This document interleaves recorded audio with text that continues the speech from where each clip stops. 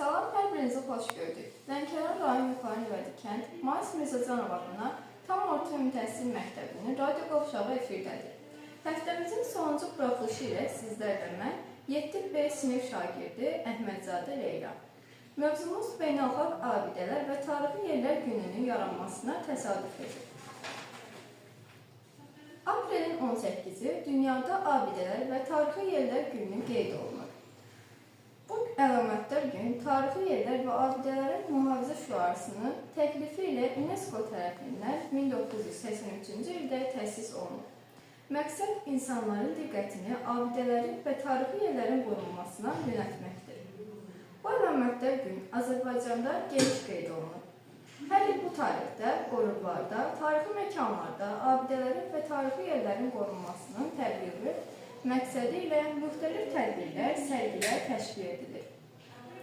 İnsanın yaratdığı abidələr, yaşadığı yerlər, zahirlərinin dilsiz olsa da, mövcud durumu ilə bizə çox şey söyləyir. Abidələrin və tarixi yerlərin dağıdılması xalqın, millətin varlığını məhv etmək deməkdir. Təkcə 20-ci əsrdə baş vermiş iki dünya müharibəsi nəticəsində nə qədər dağıntı olur. Hazırda dünyada minlərlə abidə məhv olmaqla təhlükəsi ilə üz-üzədir. Bu baxımdan beynəlxalq abidələr və tarixi yerlər günü təsis olunmasının böyük əhəmiyyəti malikdir. Ölkəmiz dünyada bəşər sivilizasiyasının ilkin meydana gəldiyi ərazilərdən biridir.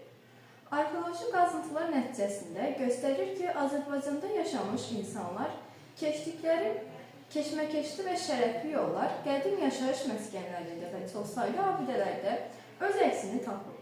Yaşadığımız dövrə gəlib çatanda bu abidələr hazırda çox qiymətli nümunələr kimi qorunur. Ölkəmizin hər yerində yaşı, əsrləri və minillikləri əhatə edən tarixi abidələr mövcuddur. Bütün bunlar xalqımızın torpağa, əcdadlarımıza bağlayan qırılmaz tellərdir. Azıq mağarasında tapılmış Azıqantrop adlanan qədim insan alt çənə sümüyü Azərbaycan dünyanın ən qədim ibtidai məskənlərindən biri olmasını sübut edir. Qobustanda aşkar edilmiş yaşayış məskənlərinin bu ərazidə ən qədim dövlətlərdə insan məskunlaşmasını təsdiqləyir. Azərbaycan rəhbərliyinin böyük diqqət və qayğısı sayəsində ölkəmizdə tarixi abidələrin tədqiqi, mühafizəsi və bərpası, mədəniyyət nümunələrinin beynəlxalq aləmdə təbliği istiqamətindən böyük işlər görülür. Bütün bunlar isə Azərbaycanın qlobal dünyada öz maddi və mənəvi mədəniyyəti ilə birgə inteqrasiyasını təmin edir.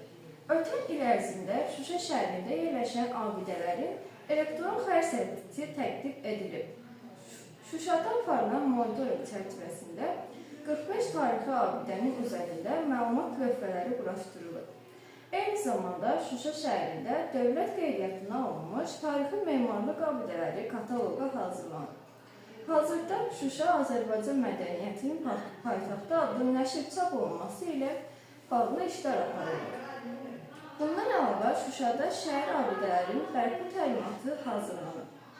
Bir vaxtlar Qafqazın sənət məbədi, Azərbaycan musiqi beşiyi və şəhərin konferensiyası adlanan Azərbaycanın ictimai-siyasi həyatında mühüm xidmətləri olan bir sıra görkəmli xadimlərin vətəni, eləcə də tarixi mədəniyyətinin mərkəzi və Qarabağın baş tacı olan Şuşa şəhərini artıq işğaldan azad etmişdir. Bu baxımdan strateji əməliyyatların Şuşanın Azərbaycan tarixində xüsusi yeri olduğunu vurğulayan Azərbaycan prezidenti bildirir. Bizim qədim tarixi şəhərimiz əsrlər boyu Azərbaycanlılara Şuşada yaşayıb, qurub yaradıb. Şuşa nəinki Azərbaycanın bütün Qafqazın incisidir. Ancaq mənfur düşmən Şuşanı işğal altında saxlamaqla bizim mədəni irsimizdən böyük zərbə vurdu. Biz bütün tarixi abidələrimizi bərpa edəcəyik. O cümlədən Şuşada yerləşən məscidlərimizi əsaslı şəkildə təmin etməlidir, bərpa olunmalıdır, onların öz ictimaiyinə qayıtmalıdır. Prezident İlham Əliyev bildirib ki, Şuşanın Azərbaycan tarixində xüsusi yeri var və Şuşanın bərpası dirçəlməsinə hamımızın işidir. Əlbəttə ki, bütün işlər planlı şəkildə aparılmalıdır. Şuşanın tarixi, siması saxlanılmalıdır. Şuşaya yad olan hər hansısa bir tikintiyə yol vermək olmaz. Dövlət başçısı bildirmişdir ki, müxtəsərlər, memarlıq, tarixçilər Şuşalılara öz deyəcəkləri ki, bu şəhəri necə görmək istəyirlər. Çünki bu onların şəhəridir. Şuşanın əsl tarixi, siması və qədim mədəni abidələrin bərpası Azərbaycan memarlıq üslubunu əks etdirməlidir. Çox zəngin mədəni həyatı olmalı və Şuşada yaşayacaq soydaşlarımızda da bütün işlər görüldükdən sonra oraya qayıtmalıdır. Biz hamımız istəyirik ki, dağıdılmış şəhərlər tezliklə bərpa edilsin. Amma eyni zamanda elə olsun ki, oraya qayıdacaq insanlar rahatlığını təmin etsin və müasir güclü Azərbaycan gücünü bütün dünyaya göstərsin. Hörmətli radyo dinləyicilərimiz, bu həftəyə olan radyo efirimizi sonlandırırıq. Gələn efirlərdə görüşürük. Sağ olun, salamat qalın.